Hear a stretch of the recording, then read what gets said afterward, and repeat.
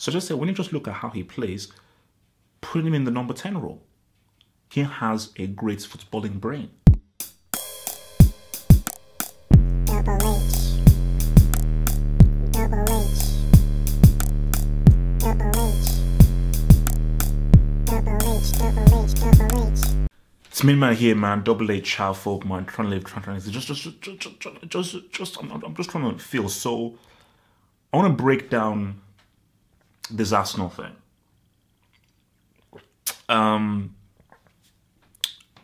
Very embarrassing to begin with. The very fact that they were 1-0 down against BATE Borisov, and I actually learned that BATE Borisov are actually on pre-season, so they're not actually fully into the flow of the actual season. So it was embarrassing enough that they were coming in here 1-0 behind. But I just think, Arsenal were always very likely to win the game.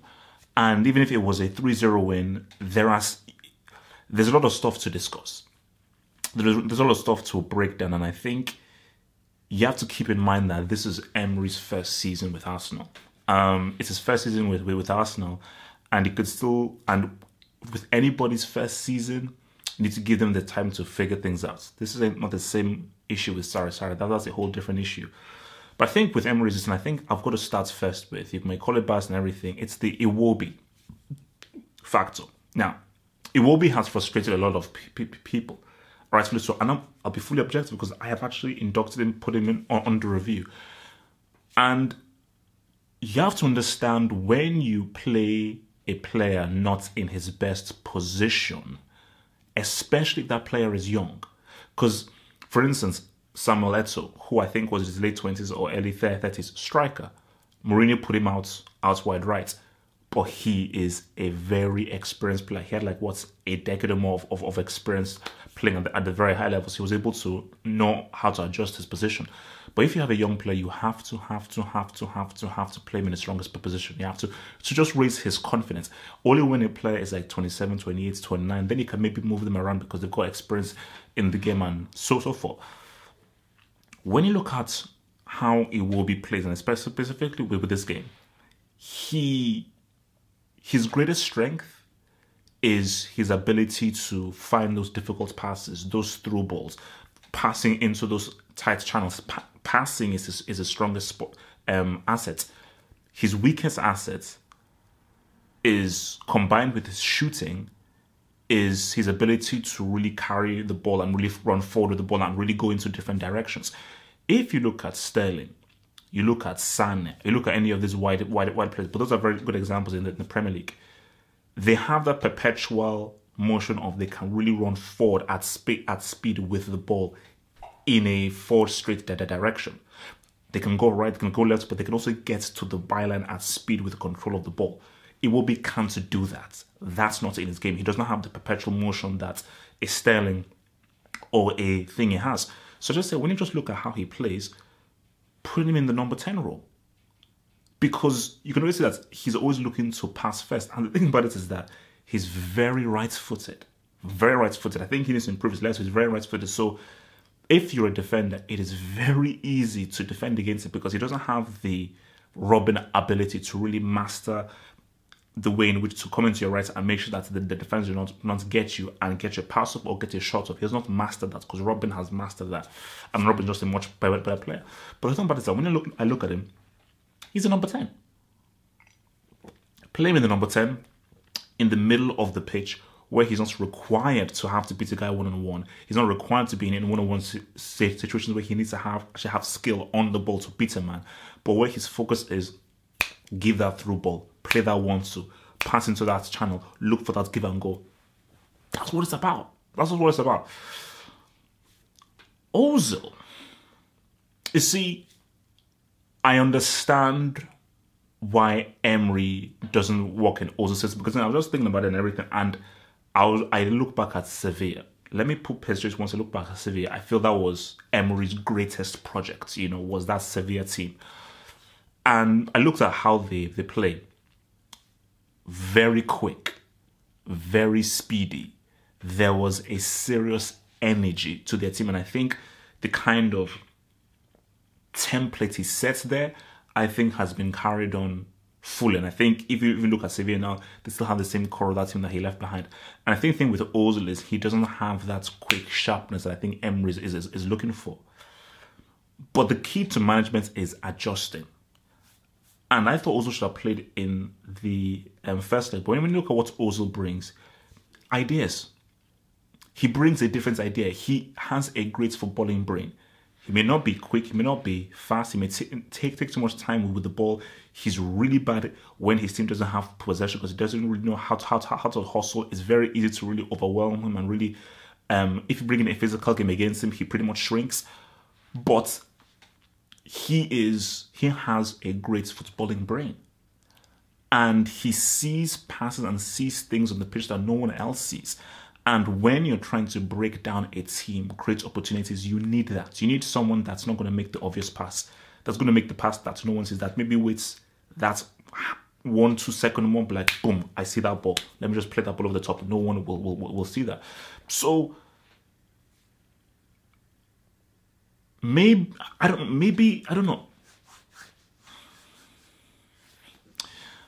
For this, till the summer, till things get sorted out, you're stuck with him. Emery, you're stuck with him. Ramsey is leaving. You're stuck with Ozil right now. Until the summer, when you can deal with that stuff, I feel Ozil can be used in specific games. Specific games in which Arsenal can control those games. They dominate those games, which are most of those games, especially with the Premier League. I think Ozil has a strong, big part to play. So I think that he should definitely be involved there.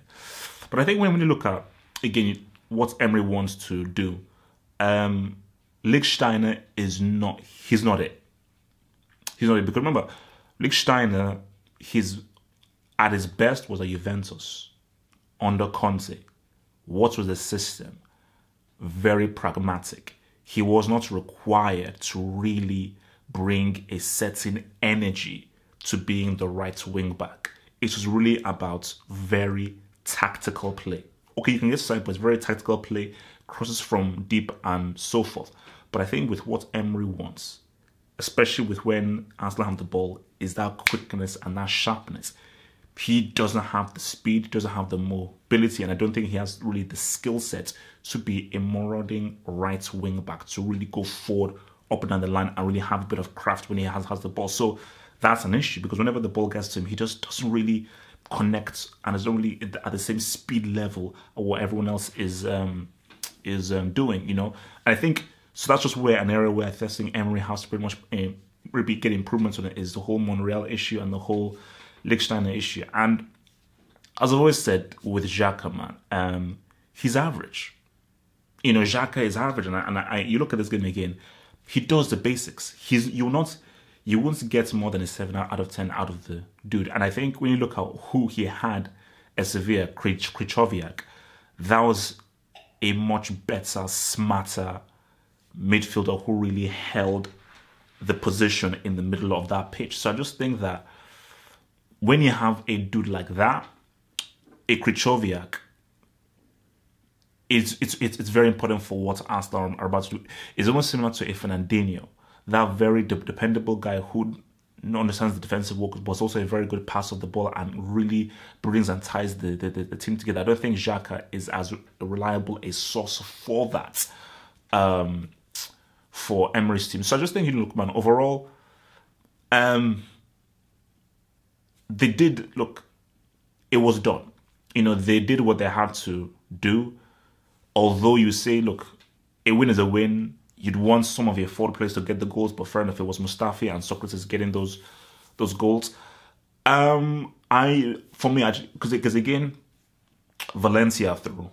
I think in Napoli where we'll be about, there are some very good teams to come, and I think from now on, I think that's where it's going to get very difficult now for Arsenal. And I don't believe that Arsenal can beat any of the Spanish teams that are left there. You know, I think, you know, Valencia are going to be a problem. There may have been flops in terms of, but I think they're going to be a problem. So I just think if Arsenal are want to try and win this, because again, this is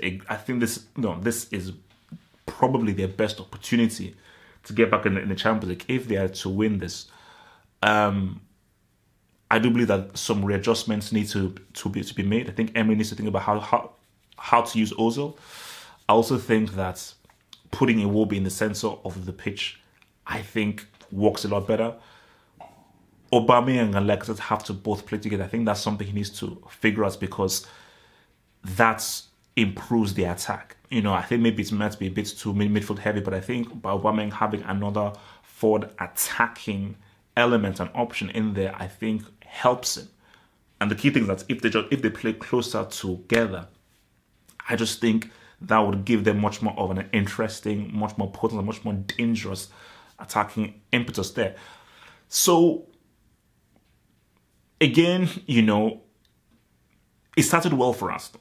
Started really well for Arsenal, but right now, looking in the Premier League, it's getting very complex, because United are the informed team, and I'm not sure whether United will give up that top 4 spot. I just think they're in a very, very powerful, strong position in there.